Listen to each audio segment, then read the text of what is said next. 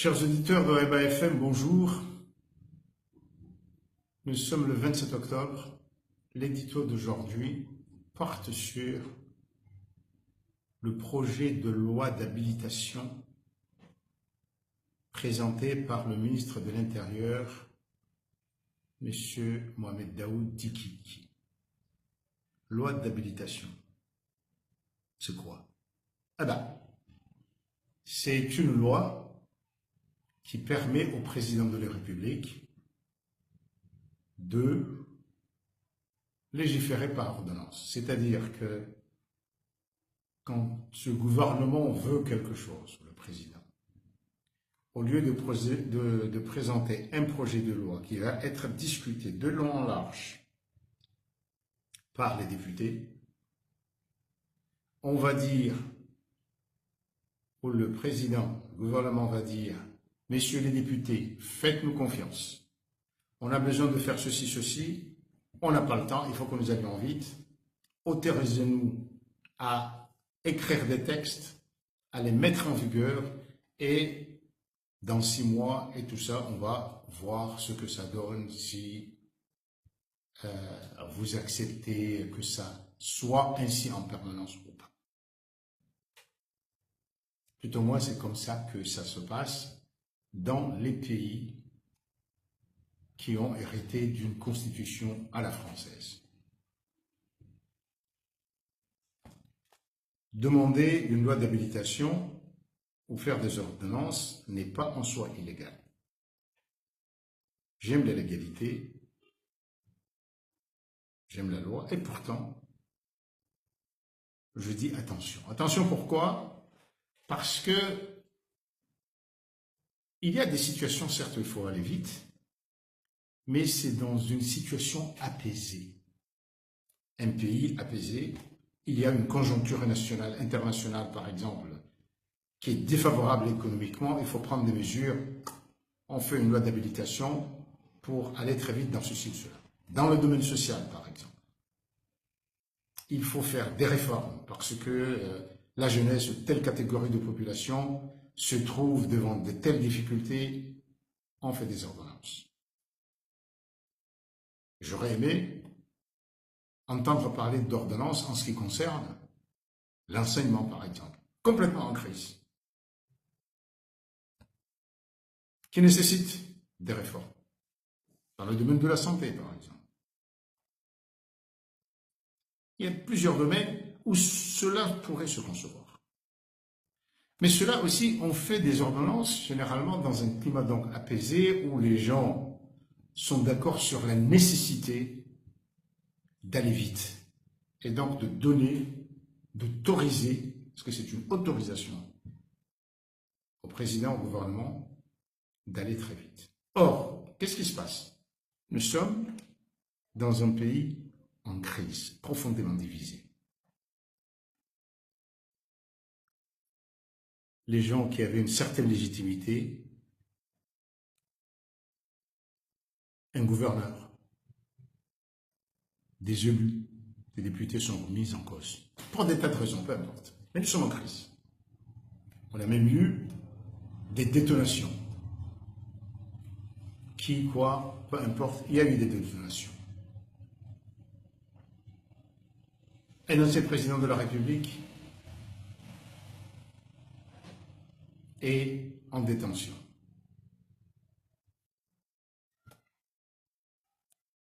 On est dans un pays qui n'est absolument pas apaisé. Et donc, aller très vite comme ça, c'est accroître le fossé, le doute vis-à-vis des dirigeants. Il y a eu un changement constitutionnel, on nous dit très bien. Alors prenons le temps, parce que aller lentement n'est pas aller, n'est pas perdre du temps. Parfois, aller lentement, c'est gagner du temps. De toute façon, on le voit souvent, le gouvernement fait ce qu'il veut. Alors, une fois avoir désarmé les adversaires, que le gouvernement dit qu'il veut construire, pourquoi ne pas prendre du temps d'un premier pas vers la confiance? Mais non. cette loi d'habilitation qui va permettre au président de la République de pondre les textes pour aller vite, qui ne va pas penser que c'est des textes qui arrangent le gouvernement? Est-ce qu'ainsi on accroît la confiance? Non.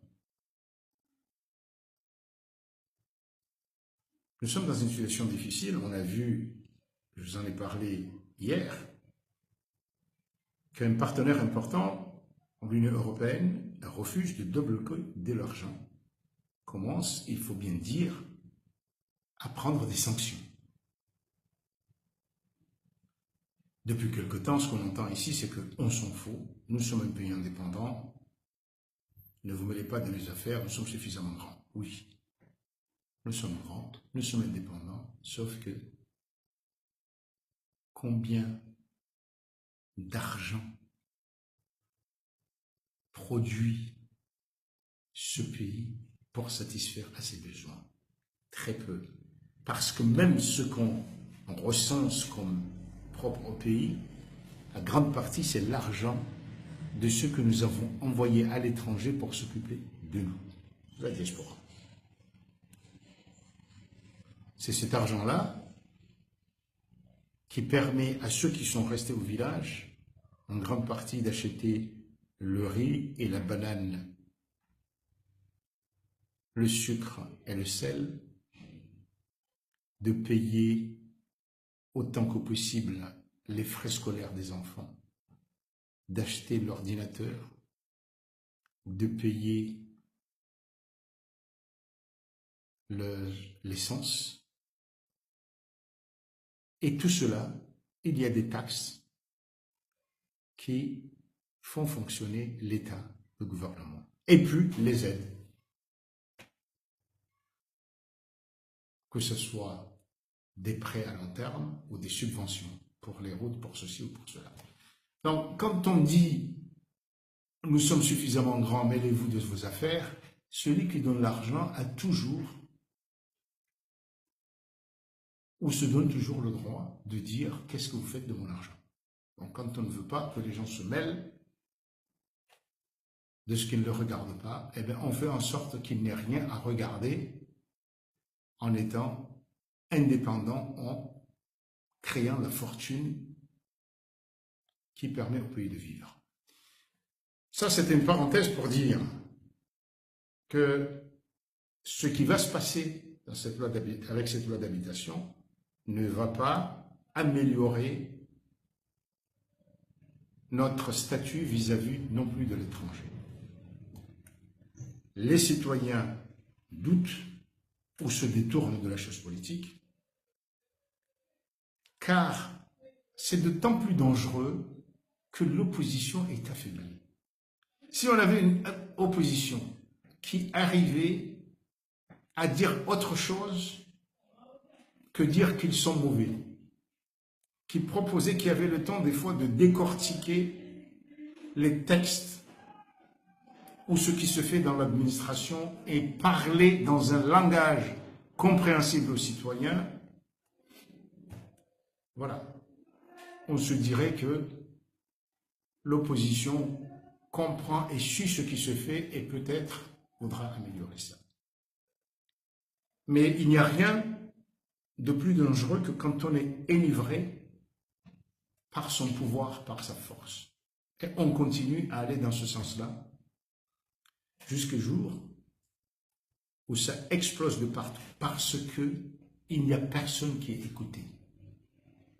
Ni ceux du gouvernement, ni ceux de l'opposition, ni ceux d'entre nous qui essayons de dire « oh là, oh là, oh là, oh là, là ». Discuter, débattre, écouter n'est pas un signe de faiblesse. Et non. Mais cette loi d'habilitation est un signe de grande faiblesse. À lundi.